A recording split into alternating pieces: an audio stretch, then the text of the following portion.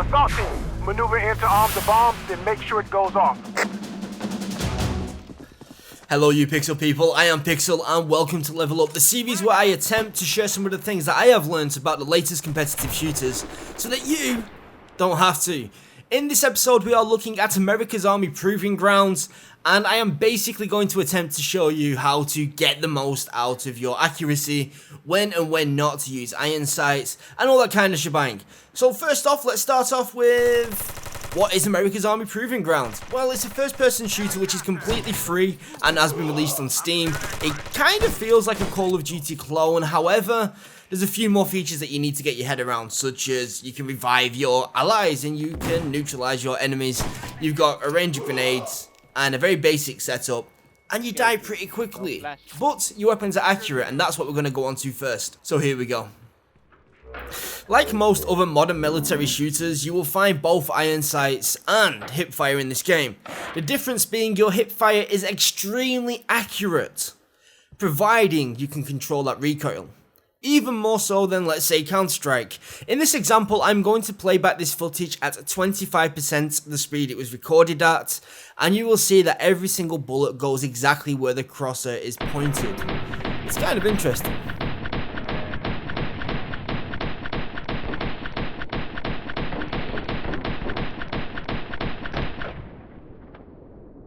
As you can see, every single bullet fired landed exactly where the crosshair was. This means that if you learn how to control that recoil, you can get some amazing shots right across the map without having to waste your time on going into iron sights. This is an example of the same kind of footage, except with me trying to control the recoil.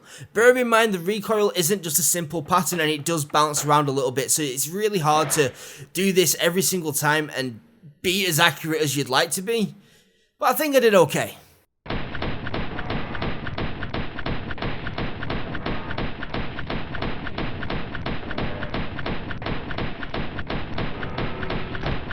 Not bad, right? But if we watch that back at normal speed, you will see that you actually have to do a lot of adjustments very fast, and it kind of gets a little bit complicated, but I promise you guys, once you get used to it, it is very reliable. So, yep, check this at normal speed. When using the iron sights, you will find that the results are pretty much the same, except you've got a little bit more zoom and less of the recoil. However, you've got to think about the time it takes to actually go into the iron sight mode. It kind of means you need to balance off your reaction speeds versus your overall accuracy. However, let me just show you this quick clip to prove that this is an effective strategy to use, iron sighting all the time. This is quite a long range shot, and I quite like it.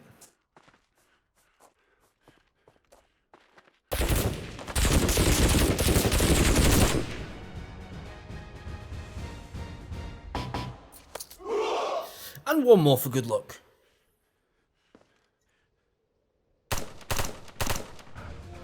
Okay, so now you know the basics of how iron sighting versus hipfire works. I would recommend going into the game yourself and actually just playing a few rounds, trying not to iron sight. I would recommend even maybe unbinding your iron sight key so that you won't be tempted to push it all the time.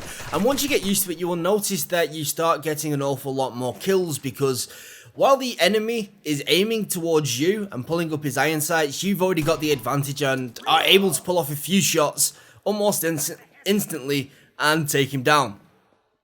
Other things that I'd like you to know about America's Army Proving Grounds are, when it comes down to reviving teammates, I would prioritize that over setting an objective, because then when you do set the objective, you will have multiple people up.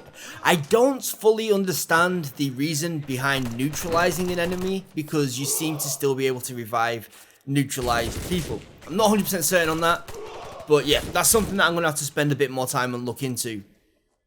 Overall, America's Army is quite a complicated game because you do die relatively fast in comparison to other shooters.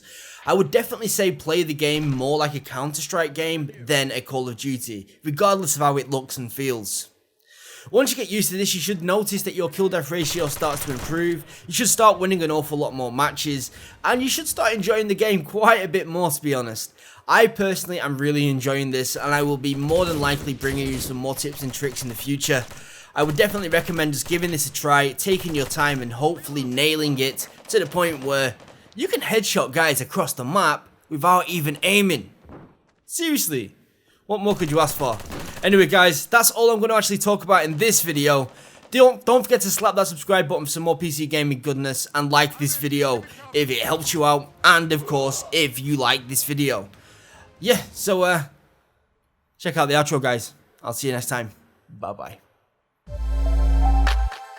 Once again, don't forget to like the video if you like the video, and to slap that subscribe button for some more PC gaming goodness, and some more America's Army, of course. The question of the day is, would you like to see more of this kind of content on the channel? If so, let me know.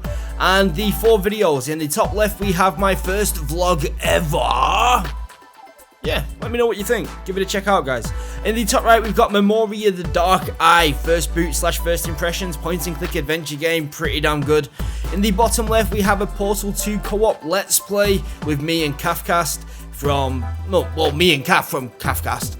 And in the bottom right, we have the Shambles Dang It. I need to do some more Dang It's. That reminds me. I'll get on that. Thanks, guys.